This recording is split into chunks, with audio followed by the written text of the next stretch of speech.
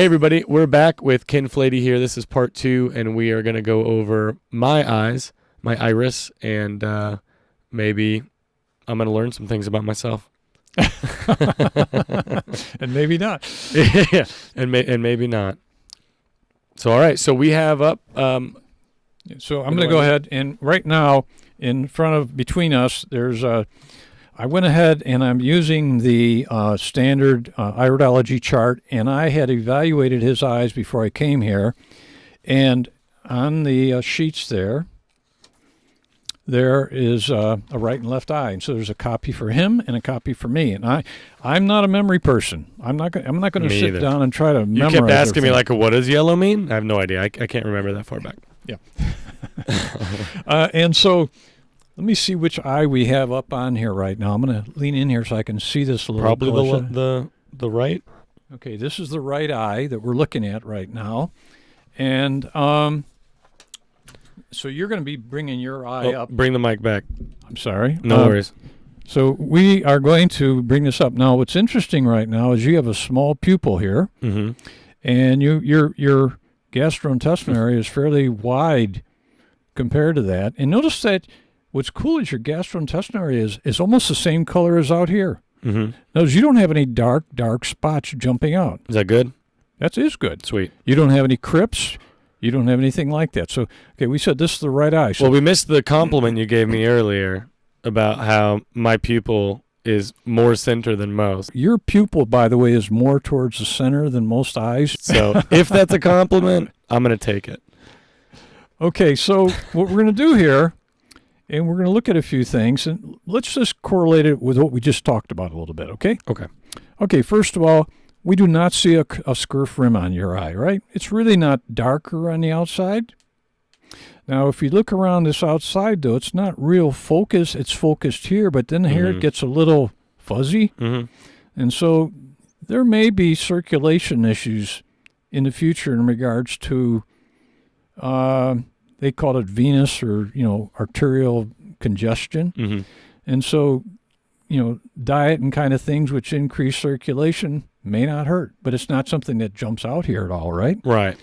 But what does jump out is if you look at this collarette or the autonomic nerve wreath, you see it going around there. It's fairly, there's a yellowish tinge to it, right? Yep.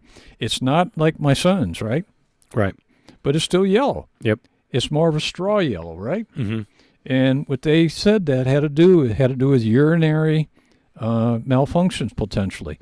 Now, I'll tell you from experience, I didn't have problems, I thought, with my urinary when I was younger. I have yellow in my iris, too. There may be a genetic combination here because my son has yellow and I have yellow, too. And I didn't have issues when I was younger. I didn't think I did. I had a problem drinking water. I always did. But I've had prostate surgery. I had real severe prostate issues over the last 10 years until I had surgery 3-4 years ago. And so I have yellow. I've had prostate issues. And with prostate issues, you have severe urinary issues because you can't urinate. So it does tie together in some ways. So you're young. And so just because you don't have them right now doesn't mean you may have them in the future. So hydrate. Yeah, hydrate. Urinate, any kind of things which can help in regards to that function and going that way. So, and by the way, you'll see this on the other iris too. It's the same kind of combination there. You also have some pigmentation here, and these are definitely rust color, right? Yeah, those are pretty dark. Now, what I'm going to blow it up. Oh, there's a bunch of them in there. And so when you look at this, so you have a large one there, and yes, you can look at the areas they're in. I mean, in other words, we could go to the map and say, oh, this is this area, but we're not going to do that. We're going to look at it from a broader perspective. Okay. And the broader perspective is when you look at the rust color, they're talking about, remember they said hepatic and pancreatic issues, which tie in with blood sugar issues. Now, does that mean you have? Now, remember, hepatic has to do with liver, and the liver's a detoxifier. Right. And so all it tells you is that there is an aspect in here that shows it has to do with that particular issue. So what does that do? It may not manifest in you right now, but in the long run, you may consider, because liver is a detoxifier, and detoxification is really, really important for the body. And so when you do detoxification, and there are liver detoxification protocols if you wanted to do that. But again, that's not necessarily the way you want to go. Now I want to go through this. We could take a lot of time here, and we don't want to necessarily do that, right? Take as much time as you want. This is my eye. We can talk about this for days. No, we. All right, so here's what it's all about me. We can always talk about me. So take your chart there. Got it. Okay, and we're on the right eye, and we're on the right eye in the picture, right? Mm-hmm. So at the top, I have 2 to 230.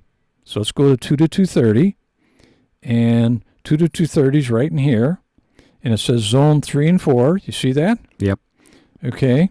And it says this is rarefication. It means, see, the fibers here are tighter, but in here they're further apart. Right. They're not severely more apart, but if you get away from it, you can see that is darker. Sure. Right in that area there. So when you correlate that to the iris, I found it had to do with the heart and bronchus. And before I came here, I didn't look up bronchus. I'm familiar with bronchioles.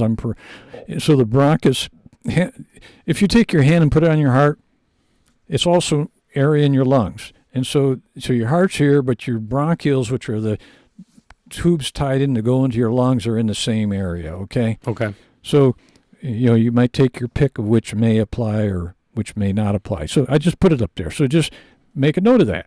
And it's not a radical thing of like having a lacuna in your heart, because when you look around here inside of your gastrointestinal area, it's pretty good constitution. See how the fibers are nice and tight? You don't have any black areas or hardly at all. Good looking constitution right there. It is. It really is. And in fact, if we go back here and look at your constitution, overall, your constitution's probably what? A 2, 2.5? In fact, I think I wrote it on here. 2 to 3. I mean, it's not perfect silk, but you don't have a lot. It gets down to a 10, so I'll take a 2 out of 3 out of 10 all day. Oh yeah. And so you see that. So let's go to the next one on your list, and we go to 230, and we go to 230 on here. I got to get in here. So there's 3, 230, zone 5 and 7, rarefication. Let me see. Yeah, right about in there. It's not pronounced a lot, but I decided, well, just look at it, and that's in the thyroid area. Now, where's the thyroid come in? Well, the thyroid has to do with your ability to be very responsive to energy. Like when you go outside and it's cold and your body sort of shoots the juice up and it builds up your metabolism. If your thyroid function starts failing, it doesn't do that.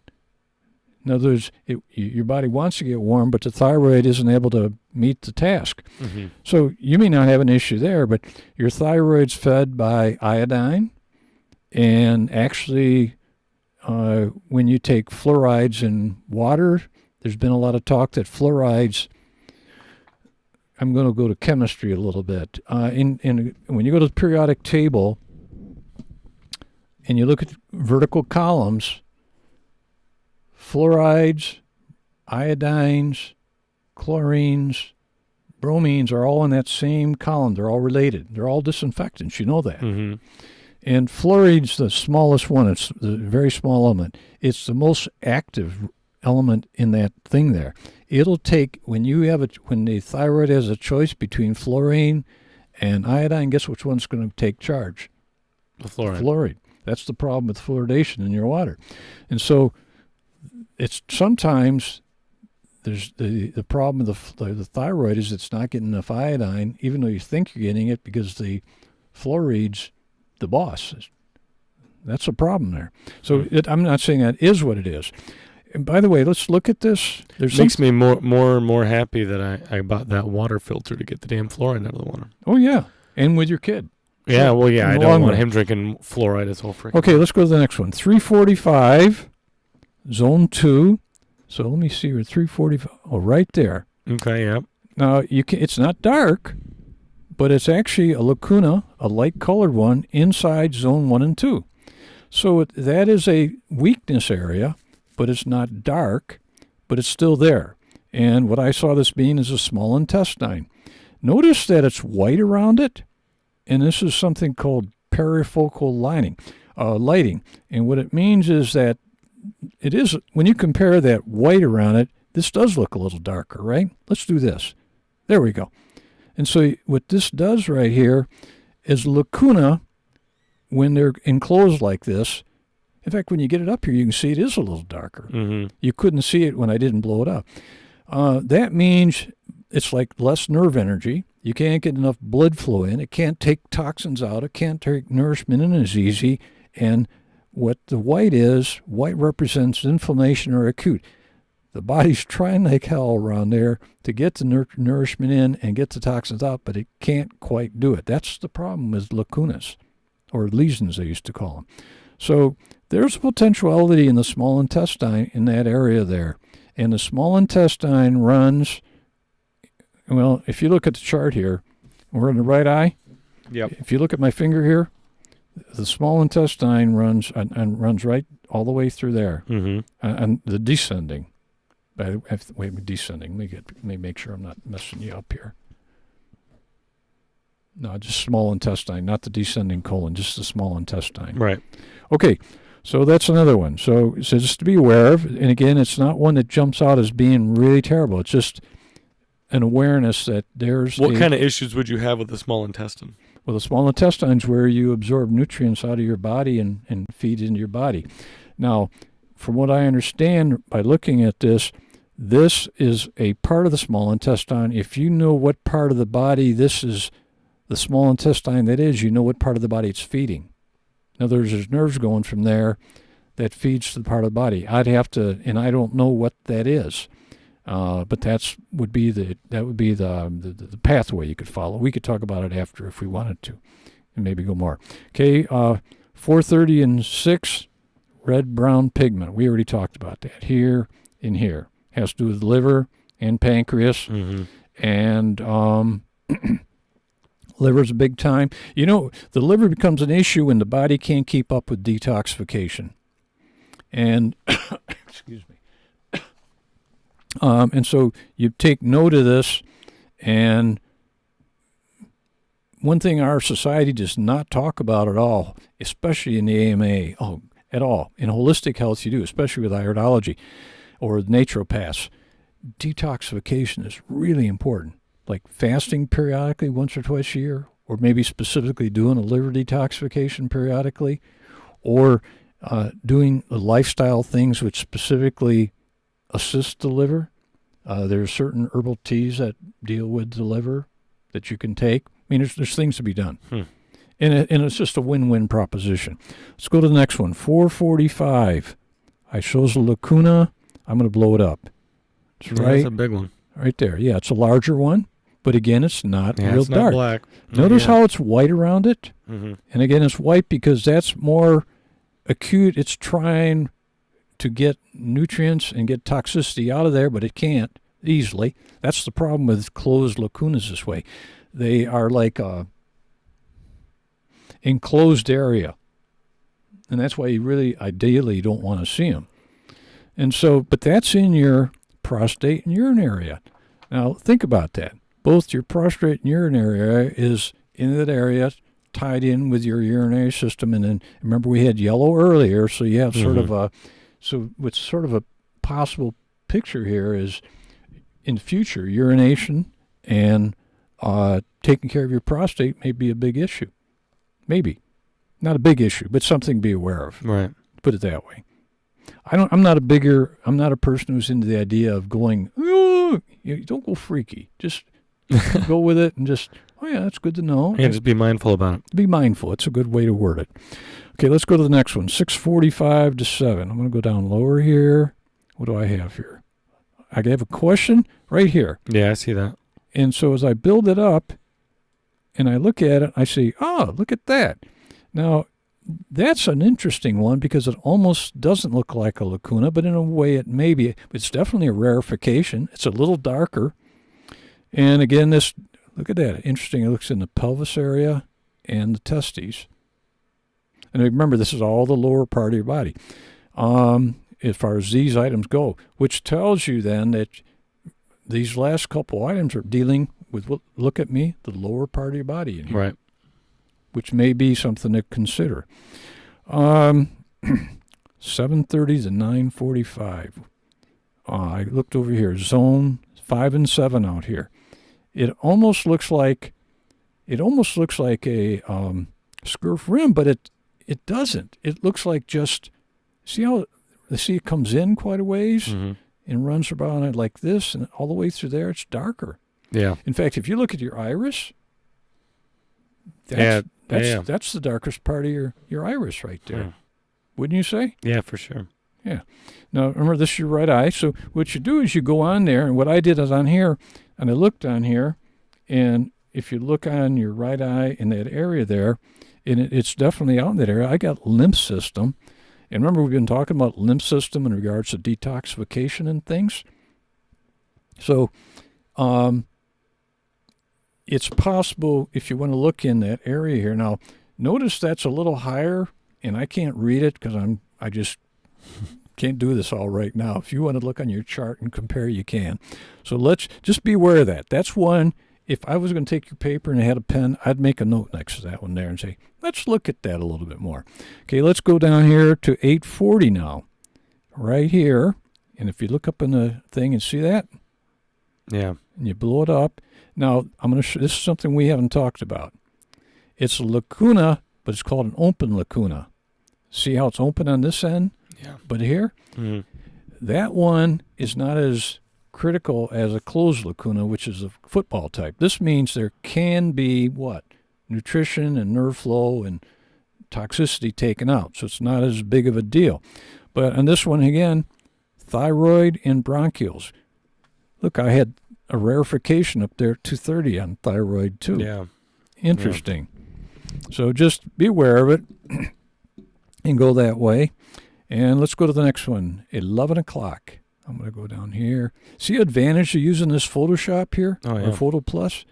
If we just had a picture, you can't blow up. See that right there? Mm-hmm. That's a good point. Okay, so this one here, what I picked up on, is in zone 3, and this one is in the sinus area. 11 o'clock, right? And it's 11 o'clock, yep. And so, again, it's a little bit darker, but not really. You know, again, when you look back here, over here, this really jumps out a little more, and these don't as much. Right. So you can almost get to a point you can look at them yourself a little bit. Okay, let's look on the sheet now. So I looked at constitution, a little darkness around your pupil, and what I'm going to show here, I'm going to blow this up again. And again, audience, you're not going to see this, but if you look, see it? It's not the pupil. It's right next to the, see how that's a little darker all the way around the pupil there? Okay, yeah. Yeah, and I don't have something for you right on top of my head on that. It shouldn't necessarily be that way, but again, since that's right at the beginning of your stomach and digestion, it probably has a prominence in some kind of way. Okay, smaller pupil.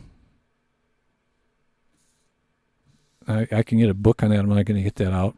Collarette we talked about. See how the collarette's much larger and wider? Yeah, the extrovertedness. More of an extrovert. Yeah. I guess you could call me that. You know, I haven't been around you a lot, but a couple of times now. And you, I think you're, unless you're hiding it pretty well, there's quite a bit of an extroverted nature to you. Oh, yeah, no, I love attention, yeah. Yeah. Okay. And, and by the way, you can't see it easy on here, but there are some nerve rings. They're just they're not really deep. Yeah. They're very light. And look at that. That nerve ring is in that area where you have these rarefications. You see that? Yeah. And see that white spot? Mm-hmm. I don't think that's lymphatic rosary, but it could be. And if that's true, that's tied into these two other areas here. And this is at like 230, 245-ish on my left eye that we're talking about. Not left eye. You still your right eye. Oh, still right eye. Sorry. Yep. You're on your right eye at 2. Yeah, 230, 245. It's not quite 3 o'clock. I'd say 2:15, something like that, maybe. Splitting hairs with me, Ken. Zone 6. All right, 2:15. We're fighting over here. 2:15. You guys, All right. You'll see it. It sort of stands out. It's the only white spot in here that sort of jumps out on this iris. Yeah, it's near a lot of that orange. Yeah. Okay, we looked at the pigments. We talked about that. And we talked about the yellow and whiteness around your eye. So, but overall, when you look at your iris here, you don't have like terrible situation jumping out at you. Initially, when you see all this discoloration, you go, wow, look at that. But just imagine, look at that right now. And it's just you and I talking. Imagine if you could just dissolve that brown out of there and get rid of it. And you say, wow, it's really, except for a couple spots a little darker here. Yeah. It's not a terrible constitution you have. But you do have things to watch for. And it seems like you're a yellowness with your urinary part and maybe even your liver would be an aspect to look at. Plus, look how clear your sclera is. You got a little thing there coming in, but not much. All right, let's flip pans and go down to the other one. To the left. To the left, to the left, to the left. We show you everything you own in a box to the left. All right, now, so I'm going to blow this up. Boom, right away. Can we skip ahead to the giant lacuna at the bottom? Can we skip to that one? Do you want to look at it? Oh, yeah, that's huge. That's anyone that's actually looking at this. In the left eye, there's one giant lacuna there at the bottom. Well, okay, let me clarify this for you all so this is a larger lacuna on his eye, but compared to many lacunas I've seen, this is not an outrageously large one.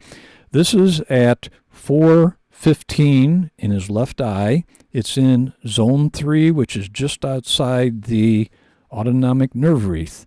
So it's in the area of that. So when I looked this up, what I found it to be in was the pancreas tail, they call it. In other words, not the entire pancreas, but the tail end of it, whatever that means. Now, if we blow this up a little bit, you'll see that it is a little darker. Mm-hmm. And it is definitely a closed lacuna. Yep. And so that's something, and you always pay attention to lacunas. And the other thing on here, I indicate on here, possibly liver.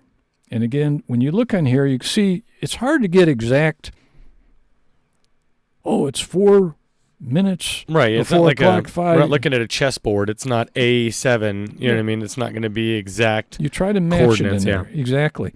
So, but if that's liver, think about that. What did we see in color on your iris? Liver. Yeah, we're back. At least it's consistent, right? Yeah, and you do have some discoloration in this one here, too. Not as bright. Well, it's there.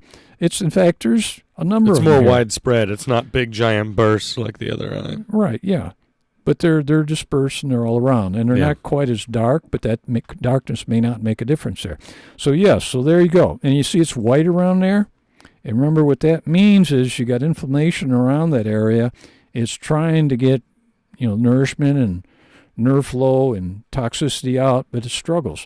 So what that means is if you know where it's at, that's where you try to be as helpful in your life as you can. Right. Send some love to the areas that are... And this is going to sound crazy, and I said I wouldn't go this way, and I didn't tell you all this, but I'm a meditator, and I've done a lot of spiritual stuff for many years.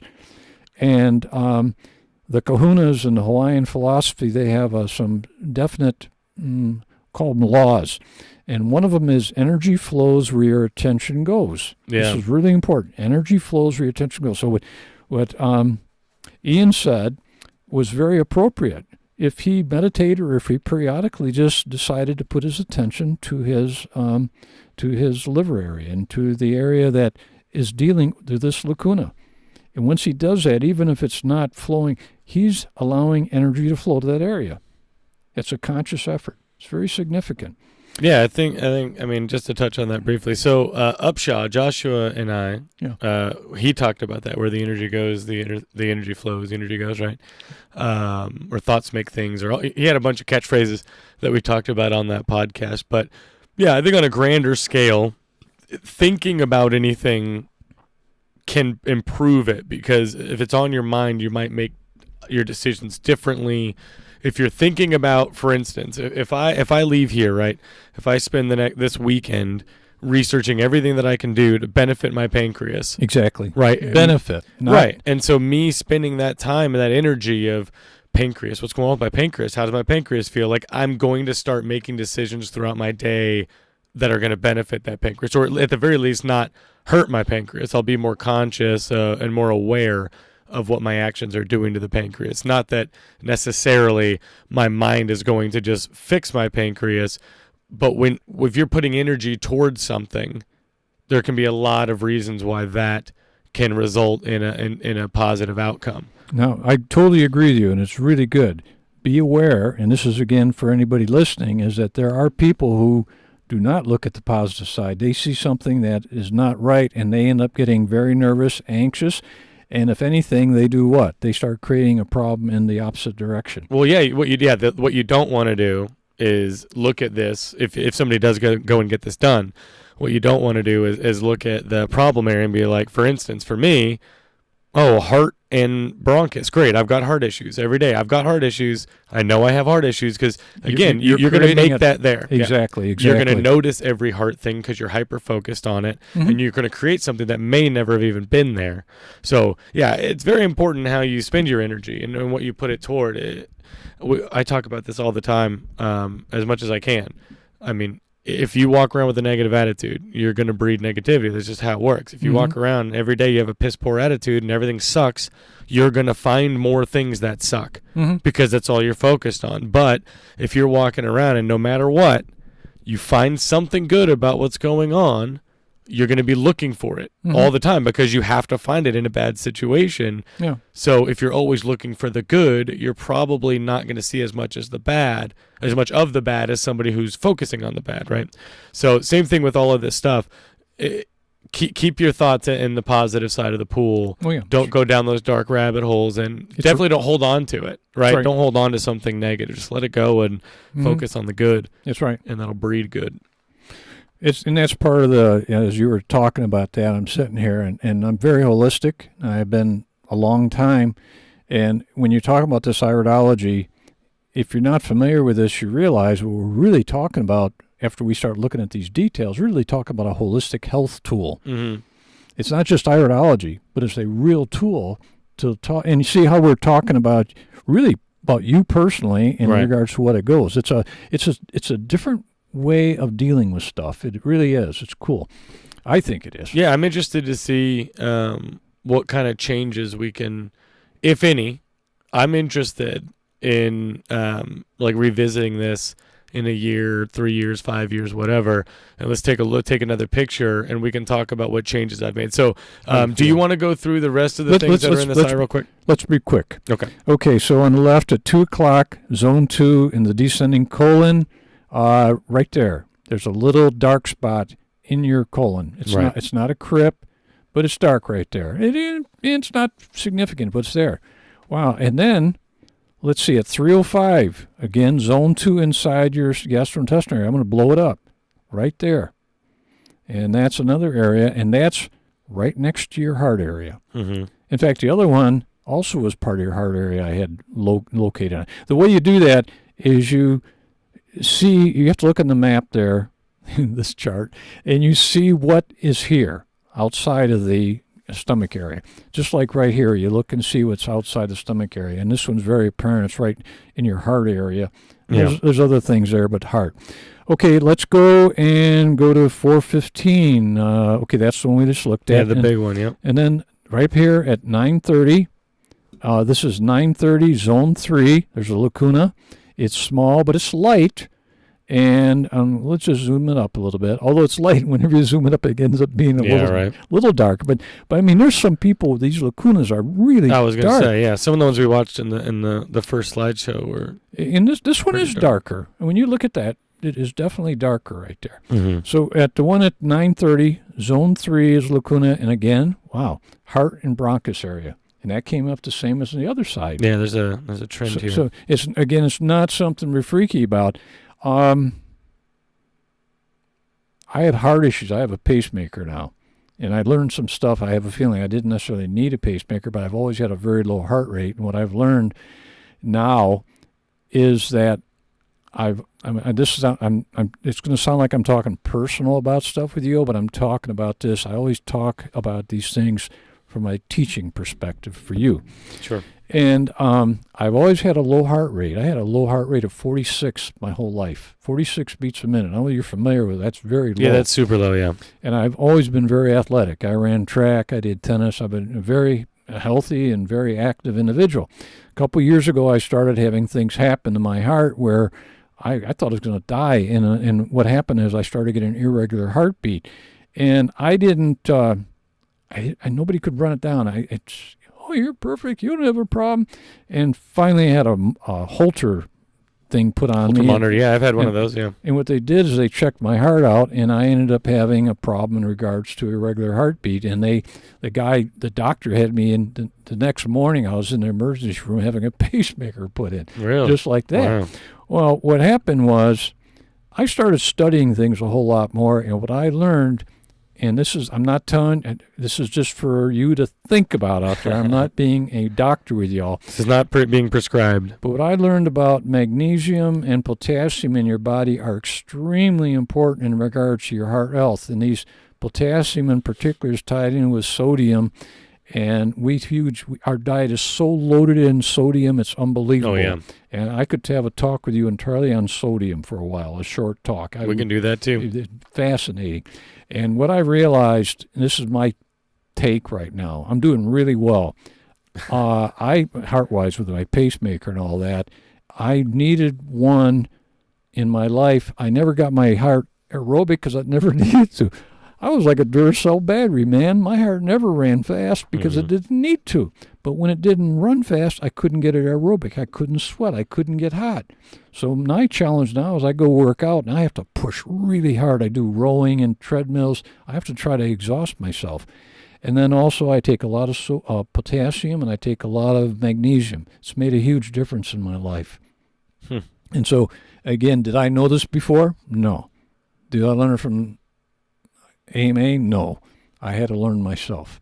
Okay. But it worked, right? Absolutely. Okay, so you do have a few nerve rings. Let's finish this up. And again, your constitution overall is pretty good. And you don't have any really jump outs that look here, do we? A little dark, but not like your other eye. Again, your right eye and left eye are slightly different, right? Mm-hmm. Okay. Let's see what else. Pupil's still pretty center. Well, yeah, it's pretty centered, but this one I definitely can tell it's a little bit more toward. The guy's a very centered, grounded individual. What can we say? So we talked about rust pigments and your gastrointestinal area, okay? Yeah. So overall, and the thing is with your iris, you don't have things that really are outrageous, but when obviously you've seen a number of irises now with individuals, if you were looking at them and looking at the individual, you'd be going, wow, okay, how do we work with the individual? How can we help them go along?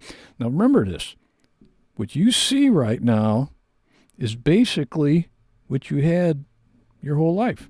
Right. These lacuna and all these genetic characteristics that you have in here, you brought them in. Okay, so it's not like it's not like 20 years from now or 10 years you're going to look at, oh my God, now I've got 5 lacunas. Yeah. And oh my God. They're spreading. They're spreading. And wow, that one that I thought was big then, look, it's the size of a half now. No, it doesn't so look that way. It's widely understood that I won't have new lacuna popping up. That's widely understood. 30 years from now, we take a picture of my eyes. Yep. And I can show you, I have probably 5 sets over the years of mine since 80, and I've had an 80, 94, like 2000 something, and I had one in 2010, and they're not all taken as the same quality, but I mean you can see pretty good, and you'll see my eye as my eye. And I mean, I've done a lot of changes in 40 years. Right. That's what it's been, 40 years for me. Especially from, the civil engineering, and then you start down this new path. Yeah, the only thing you'll see is that first one where I had, my God, when you saw the number of nerve rings, you'd be like, oh my God. It's unbelievable. But then as I look back now, it was because of the severe sinus. I was detoxing hugely. That's what was happening. That's what a lot of colds are. I detox through colds hugely. So funny. So, all right. So now that we've looked at both of the eyes, we're going to start validating almost every single thing that's on this frickin' piece of paper. I've had sinus infections, like rampant. I'm dealing with one right now. Yep. Always had them. Didn't we say sinuses in your Yep. That's at the bottom of the right eye. Yep. We've got bronchus, right? So my voice, Yep. I lose my voice all the time. Yep. With coaching, Yep. which I mean, it's me yelling, right? Yep. But my vocal cords, they're just not strong enough to take it, right? So I'm in the process of trying to find somewhere to learn how to like use my diaphragm more and not, I'm pushing my voice instead of like using my, you know what I mean? So I need vocal coaching. I'm in the process of getting that looked at. The pancreas, I don't know much about the pancreas, if I'm being honest. I don't really know a whole lot about what it does or. Do you ever have shaky hands? No. Do you ever have mood swings? Well. Do you ever get, it's, when you get here, we could have conversations forever. When I was teaching as a professor, I had this one guy in there, and when you're low blood sugar, which is the opposite of diabetes, that's the beginning before you get diabetes. When you have low blood sugar, it's like you don't have enough gas in your body. And what happens, people who have low blood sugar can be very morose. They can be not the nicest people to be around. They're pretty somber. They're not happy campers. Well, based on my little ring there, I'm normally pretty, and this is recent. So here's what I'll say. When I was active duty, for sure that was accurate. I was just always hyper. Yeah, I was flying off the handle, but now the last couple of years, everything's kind of just mellowed out. I mean, the legalization of plant medicine has certainly helped that. Yeah. But yeah, I think just my outlook in general, the way that I look at things, like I haven't always been this super rational, pragmatic, like let's think positive. Like that has not always been who I was, but it has been that lately. And so I would say my mood swings are definitely not due to like low blood sugar.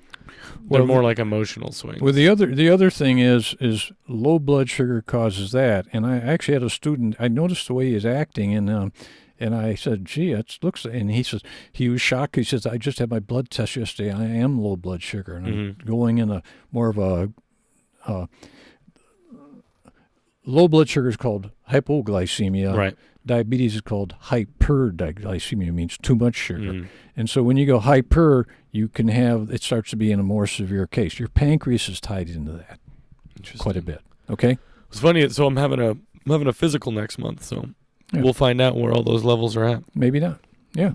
Interesting. For you, in that regards. It may correlate, maybe not.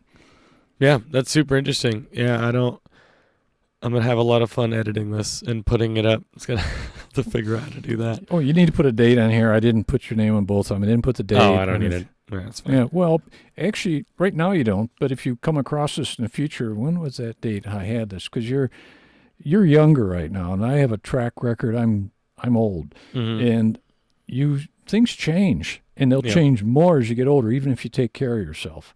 And so when you get back, you'll be able to look at that. So is there anything else in here you have? I don't know. Again, I don't think I have any issues with the thyroid. Not that I know of. Lymph nodes. I mean, I sweat plenty. Good. I mean, I try to anyway. I exercise plenty when I'm coaching. Heart. There we go. The heart. That was the big one. So that one's certainly accurate. It's very, very accurate. So my dad, my biological father, has Wolff Parkinson White. Anyone who wants to look that up, he has Wolff Parkinson White, and I've had a few Holter monitors. I had the one where they have to sandpaper your chest to stick the thing on there, but you leave it on, you shower with it, you run, you do whatever. 48 hours? It was like 2 weeks. Yeah, it was a while, and then I had to mail it in. So I wore that monitor recently, and I had worn one earlier because I'm sensitive to my heart. So, sidetrack. My grandmother's in the hospital. She's got stage 3 lung cancer, and the chemo was messing with her heart, and she didn't even realize it. She didn't know. She had like a heartbeat of like 140 something. Wow, it was nuts. And so, but she was just like, just standing around like everything was cool. Didn't realize it at all. She was just oblivious. And so when the nurse was talking about, like, some people are very sensitive, hypersensitive to changes in their body.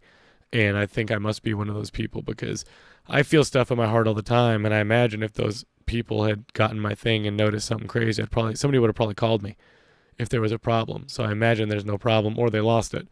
But I feel better thinking that there's no problem, and that's the best way to go. They put me in the other pile. The pile we don't need to worry about him yet. We'll mail that later. We'll 2-day air the rest of this, but we can snail mail it.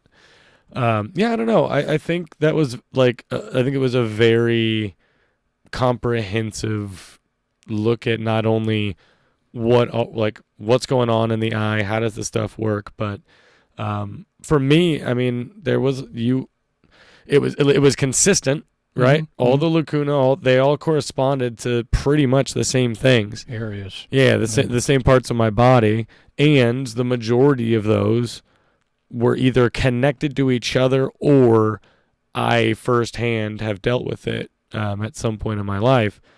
Like I think with the urinary metabolism and the liver and pancreas and all of that, like I don't think I've looked at it.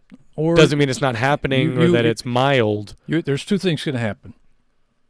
You live and detoxify your body through your life, and you take care of it pretty well, mm-hmm. and it doesn't end up being a manifested problem to you. Or you can be like me, and I didn't have any prostate or urinary issues until I was past 60. Mm-hmm. And then it steadily and I didn't know what was going on. I had nobody to talk to. I didn't have anybody to talk to. I wish I had known about this. I would have tried to change my lifestyle. But mine's indicated my iris big time, too. Mm-hmm. I mean, it's another picture looking at it that way. And so the idea here, which is potentiality, is that if you see this here, it doesn't take much to do preventive care. You learn how to drink more water. You learn how to make sure you take, like, herbal teas, for example, that heal the urinary system. Mm-hmm. You try to have anything that gives you healthy prostate areas like that, and you just work towards that. It's a win-win proposition. Hopefully you never know that it comes to being. Well, that never happened in my life. That Fladie did that 30 years ago. And it may be the reason you didn't get it. Mm-hmm. But you don't know. But so what you do is use this as a preventive tool. You don't want to get any of this stuff. Right. So you act accordingly. So take extra care of the things that your eyes are telling you might be an issue. Yeah, pay attention to it. Yeah. In a positive way. And I think that's that sentiment. I mean, we could take that sentiment anywhere. I mean, oh yeah. Pay attention, right? Mm-hmm. Listen to your body. Like, yeah. Be aware of what's going on. I think not enough people are focusing on what their body's telling them. It's always go, go, go. Well, my body's like a car, and I just put gas in it, and I just drive it. I don't care what my car feels like. Well, your body's not a car. Your body's like it's a living thing. It's not machine. It's not metal. It's more intricate than I think anybody truly understands how interconnected everything is within your body. Not to mention, everything's interconnected to each other, but individually, everything within your body, if you don't want to care about other people, care about yourself, because everything within you is connected. Everything from the hair on your head is connected to your toenails, you know what I mean? Like, it's you're a whole system. Yeah.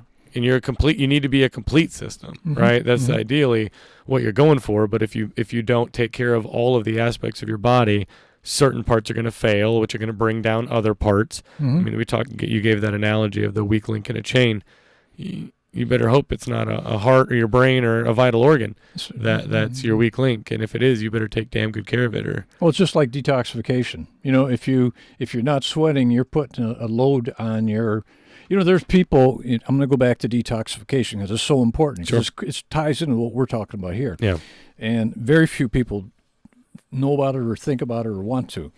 But if you have constipation... Well, it's not a pretty subject. No, it's right? not. Nobody wants to talk about especially when you're younger. Pee and poop and sweat. And when you're younger, you don't think about it because you think you're invulnerable then. Oh, we're all invincible. I'm still invincible, by the way. Yeah. Well, I'm way past that. So what happens is if you have constipation...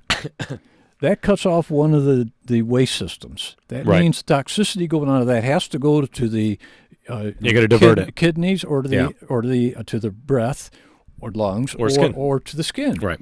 And then if you're not sweating, that now means you're forcing your waste to specifically only your breathing and your urinary system. And you can see how critical it starts to get if you don't understand how significant this is to keep a balance going there. Because once you get one whacked up, you're putting a lot of stress on the other ones, even if they're working well. So it's like a domino effect. Yeah, I mean, 25%, that's a huge percent, right? I mean, huge. Oh, yeah. Out of your 4 elimination systems, you lose 1. I mean, that's a big loss. Oh, yeah. In any business, if your body was a business, any business that lost 25% of their functionality would be devastated. Doesn't matter the business. So that's another way to look at it too. I mean, your body, again, it's a complete system. You need all the things firing. If it's a car, you need all 8 cylinders. If you lose 25% of those 8 cylinders, your car's not going to run very well. No. Right? And it's only a matter of time before it deteriorates, and it won't be a long time. It'll be quick. As soon as you lose that 25%, you're losing a lot of time there. For sure, your longevity is going to go. So you're trying to get out of here? No, I'm just wondering. No, that's great. Yeah, I think it was. Again, we can certainly end it here. Because you're editing it. Yeah, we're going to edit everything. So I'm not going to edit this.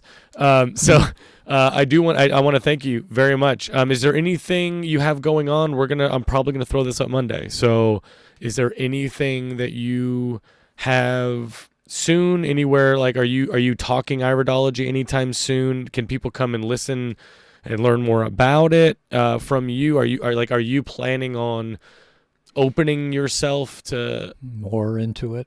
Well, I mean, I think this is ridiculously fascinating. I think that it would be amazing. Well, I gave if the this talk. Caught on. I gave the talk at Bob's, right, for one reason. I had a feeling that younger people didn't know anything about it. True feeling. And I, because I'm so broad, I've integrated a lot of stuff, and I realize that it's not just about iridology. It's your whole body health, how it fits together, and it becomes very apparent. And so that's why I was doing that. And then there was a guy there who wanted to learn iridology. He's not older. He's younger than me, but he's a lot older than the group that go there quite a bit. Yeah. And he wanted me to teach him this stuff. And I said, well, gee, I'd have to think about it. There's a lot of work in regards to teaching how to do this. This isn't something you just pick up. It's like you have to be pretty dedicated. It's not learning how to play crazy eights. No. And so what happened, you could learn that in the afternoon. After the talk at Bob's, there was a lot of interest. And I thought about, we were pretty general there. See, when you and I went over, I appreciate, I've never done it with this way publicly, with an individual this way. This was very cool.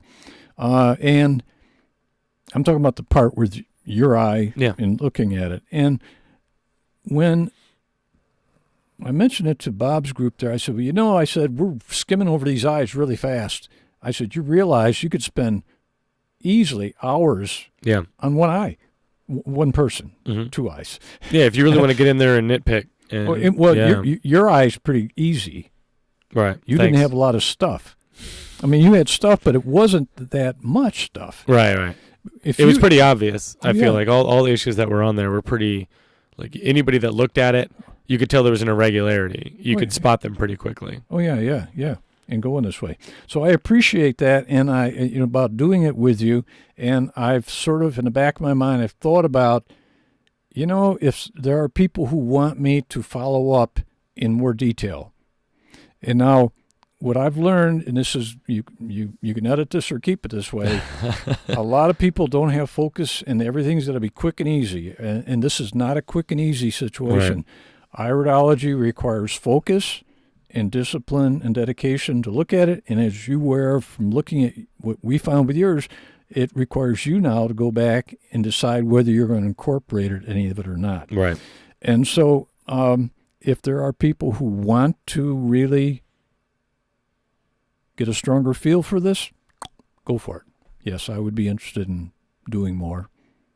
But at the moment, you don't have anything planned. There's nothing on the schedule, nothing to plug. Nothing to plug in right now. Not at the moment. Now, this is down the road. at Ozark Research Institute in Fayetteville. I've been a speaker at their conferences at least 3 times. One of them was iridology. And by the way, I don't call it I don't call it iridology. I call it iridology because we have an iris. But what happens is they have a spring and fall conference. And I was talking to the director over there, and it's not firm right now because I've not pushed it. But I'm probably going to give a talk on iridology next fall at the fall conference, and I'm going to call it Iridology Plus. And the reason I'm calling it Plus is I'm going to integrate some of the stuff we did here in regards to hand and foot reflexology, but more importantly, this is off the wall now. We're stretching again. Sure. Everything that is not perfect in a person's body, which shows in the iris, is karmic. Okay. It comes from previous times where things weren't done right. There's a correspondence between liver issues and kidney issues and heart issues in regards to the paths we followed in the past. As we heal those situations, hopefully in the future you eliminate those particular issues coming up. So issues that are not perfect in the body, as identified not just physically, but in iridology, is an indication of karma you got to deal with. We're all here to deal with improving how we function as a human being, raising our vibration. And so when I do that fall one, I'm going to integrate that in a way that I'm going to try to bring that in more with the people there so they can tie that in. And what's interesting about this, many of the people who go to the ORI conference are pretty intuitive people. They're very connected. So they pick up on stuff like you wouldn't run across on the population as a whole. So that's down the road, but it'd be very interesting. So fall conference with ORI? Probably September 2020 ORI conference. Interesting. Even speaking to you out almost causes me to, okay, now I need to decide whether I'm going to initiate that or not and go with it. But she's open. I'm a good speaker, and she likes me to speak. So yeah, no, I think you're a great speaker. That's why I asked you to have you on here. But yeah, that's great. So I look forward to potentially sitting in that conference. I think that'd be. I know a little bit about it now, but you always pick up new things that you didn't pick up before, and I think that. I don't know. I just think it's really fascinating. I'd love to see if this could grow and get some real studies going on. Here's something just as a finish on this maybe. Sure. I think it would be really fascinating to have a group of people. I'm not sure the exact number. It have to be decided. Let's just say 10 for right now. Sure. And then what you do is you can use a cell phone and take pictures if you want. But also you can use a magnifying glass and light and literally have it so you go around and you don't just look at select people. You set it up so everybody gets to look at everybody else's eyes there and just see firsthand the variety. And then you'll be able to compare. It's fun to look at some, but it's really with real people looking at each other's eyes. Remember, here I am. Well, right, because I'm not real to the viewers, if they don't know me personally, anybody that stumbles upon this on YouTube, like to me or to them, I'm not a person. They don't know who I am, so my eyes are not significant to them. But if it's their buddy Billy or whatever, you know what I mean? Like you get to see his eyes, like, oh shit, dude, you got lacuna. You know what I mean? Like it gets real fast, and I think that'd be cool for people to do for sure. For me, it was like, it just told me like I wanted to see the in-depth picture. Once I think it's a good gateway view of the iris. You know, grab a flashlight and a magnifying glass and look at your friend's eye and see the same things that you can see from the video that's on here, the pictures that are on there. And, you know, maybe that can get people into it too. I just think it's cool. I don't want it to fall off the face of the earth. Sure. Because nobody's like officially like full head of steam because there's no funding. You know what I mean? I'm sure that's a big part of it. So, but again, there's the International Iridology Practitioners Association. They can always do a Google and find that. Right.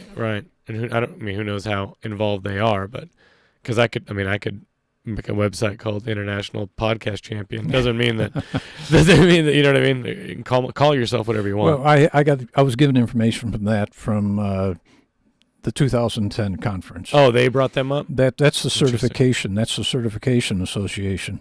So they certified that class or that course or whatever? Well, you have to go through a certification. I'm not certified. I could have after that, and I didn't. I was busy or whatever, and I'd probably have to start from scratch again. And basically what you have to do... You know all the people in the biz. You probably wouldn't have to start over. Oh, yeah. Pull a couple strings, make a couple calls. I'm sure they'll get you. Anyway. Thank you again. Yeah, thank you so much for coming on, Ken. I hope that everybody found this useful. Bye, everybody.